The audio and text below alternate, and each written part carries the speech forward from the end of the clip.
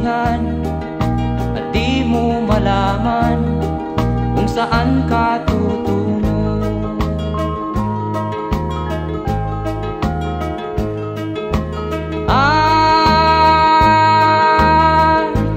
Kung nakamit mo na ang pangarap,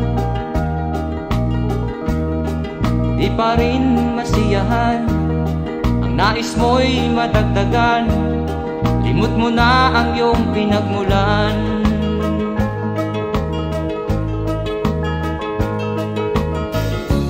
Bakit nga ba ganito? Ang tao'y walang kasiyahan.